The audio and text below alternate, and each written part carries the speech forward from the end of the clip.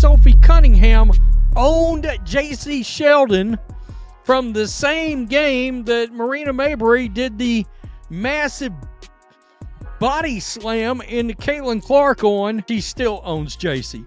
She still owns JC Sheldon. And what's great is she's got a great sense of humor about it, and she's not shy about it. I mean, what are they going to do? At first glance, it looked like a harmless little fan event, the kind every WNBA team hosts in the hopes of turning casual ticket buyers into lifelong supporters. Sophie Cunningham sat behind a folding table at Gainbridge Fieldhouse, signing t-shirts, programs, and selfies while Fever fans buzzed around her like she'd just dropped 40. But then, something different slid across the table. Not a Caitlin Clark card, not a Fever collectible. Instead, a JC Sheldon rookie card, the same guard whose name now gets hissed in Indiana like some kind of cartoon villain. The same rookie who accidentally elbowed Caitlin Clark in the face, bumped her off ball, grabbed a handful of jersey in transition, and started racking up more highlight reels for her fouls than for her game. Sophie didn't flinch. She just smiled, uncapped her Sharpie, and instead of neatly signing her name, she wrote 3 words so bold, so petty, so perfectly timed that the internet practically short-circuited. Property of Sophie Cunningham. Not an autograph, not heart, not jersey number. A tag like she was branding livestock. And in a single stroke, she transformed herself from tough teammate to something infinitely more exciting, the WNBA's first openly advertised enforcer. That changed during the now infamous Fever vs. Sun showdown, when Sheldon raked her forearm across Clark's face for a soft foul that left fans howling. Moments later, Sophie, long limbs pumping like a Marvel villain sprinting downhill, delivered her message. A hard foul so deliberate it sent Sheldon to the floor like furniture getting moved. No apology, no fake sportsmanship, just vintage 90s style accountability. That energy simmered for weeks, until the day she turned a rookie card into a territorial marker, handed it back to a giggling Fever fan, and said without saying it, "This one belongs to me now, mess with Clark again, and see how that goes." Now the WNBA has a brand new story arc. Caitlin Clark, superstar in danger. Sophie Cunningham, black belt Barbie with the Sharpie of doom. JC Sheldon, walking target who just got claimed like a parking spot in January. We're not just talking about fouls anymore, we're talking about ownership, enemies, and escalation. Because when an autograph becomes a threat and a highlight becomes a warning, that's no longer basketball. That's gangsta-level loyalty disguised as fandom. So the only question left is simple. Was Sophie Cunningham's property of moment the greatest show of teammate protection the W has ever seen? Or did she just pour lighter fluid on the most combustible rivalry in the league? Buckle up. Things are about to get violent, viral, and very, very personal. Before the autograph, before the memes, before Sophie Cunningham became the unofficial sheriff of the WNBA, there was chaos brewing in a mid-season matchup between the Indiana Fever and the Connecticut Sun. A game that looked ordinary on the schedule, but unfolded like a highlight reel of everything Fever fans were fed up with. The tension flared early. Caitlin Clark, still adjusting to the pro pace, was being jostled, grabbed, and smacked on nearly every possession. JC Sheldon, the rookie guard already infamous among Hawkeye fans for her overly physical style back in college, took center stage. First came the forearm across Clark's face on a drive, ruled a soft foul, but enough to leave Clark visibly rattled. Then came the second act. Sheldon leaned in, hip-checked Clark away from the rebound, smirking as she jogged back on defense. The crowd didn't miss it, neither did Sophie Cunningham. By the third quarter, the game had turned ugly. Sheldon collided with Clark again, this time catching her on the jaw as Clark tried to post up. Fans rose to their feet screaming for a flagrant. The ref blew a whistle, called a common foul, and waved play on. Clark gave a rare glare. Sheldon shrugged. And that's when Marina Mabrey, Clark's longtime college rival turned WNBA opponent, barreled in with the knockout blow. A full-body shove after the whistle, flattening Clark like she was trying out for the NFL combine. Fever players swarmed. The whistle finally shrieked. Technicals were handed out. Fans booed loud enough to rattle the glass. And suddenly everyone watching was thinking the same thing. Why is nobody protecting Caitlin Clark? She was the one drawing record ratings, selling out arenas, and breathing new life into a league desperate for mainstream traction. Yet here she was getting tossed around like a crash test dummy while her teammates stood there looking helpless. That's when the camera cut to Sophie Cunningham sitting on the bench, jaw clenched, eyes locked on Sheldon like she was studying her next assignment. Not yelling, not whining, plotting. From that moment on, the script was already written. Clark was officially a target, and Sophie Cunningham had just entered enforcer mode. When Sophie Cunningham Cunningham stood up from the scorer's table and checked back into the game late in the third quarter. She wasn't smiling. Sophie usually plays with a grin, trash talk, shoulder shimmy, a little chaos in her step, but this time, nothing. Just a laser beam stare focused straight at JC Sheldon, like she was clocking distance, angles, and timing the way a lion stalks a limping gazelle. Moments later, Sheldon tried to make her move. She intercepted a pass, took 3 long strides toward the rim, and rose for what she thought would be a clean, easy finish. But Sophie had other plans. She accelerated, closed the gap in 3 vicious steps, and wrapped her arms around Sheldon's torso like a bear trapped midair. Sheldon didn't fall so much as she was redirected, face grimacing, body thudding awkwardly against the hardwood as the whistle screeched for a take foul. The arena exploded. Some howled for a flagrant. Others roared in approval. On the Fever bench, players were half standing, their expressions swinging between shock and pure, primal satisfaction. Sophie didn't flinch. No hands raised, no apology mouthed, just that same stone-cold look as she turned and walked back to her spot on defense. The message wasn't subtle. To Sheldon, try it again and I'll put you through the floorboards. To the referees, if you won't protect my teammate, I will. To every other guard in the league licking their chops at Caitlin Clark's rookie welcome, your warning has been officially issued. Commentators scrambled to label it hard foul, controlled retaliation, the kind of hit you feel in next month's highlights. But Fever Nation didn't need analysis. They finally had what they'd been begging for all season. Someone who didn't just celebrate alongside Caitlin Clark, but was willing to take a tech, deliver a bruise, and establish a boundary on her behalf. Sophie's post-game comments only cemented her new identity. No backpedaling, no heat of the moment excuses, just a blunt, unapologetic calm. You can't take cheap shots at our star and expect to get away with it. And just like that, right there on a random night in June, Sophie Cunningham went from solid shooter with an attitude to something far more electrifying. Caitlin Clark's enforcer. That a few days later, inside the Fever's home arena, Sophie was back in her element. Sharp in hand, sunburned superfans buzzing around, signing everything from sneakers to newborn onesies. By all accounts, it was supposed to be a calm, wholesome community event, but Fever fans come prepared. One slips a card across the table. Not a Fever collectible, not a Caitlin Clark rookie, but JC Sheldon's rookie card. That alone would have been bold. Sophie's reaction? Legendary. She picks up the card without blinking,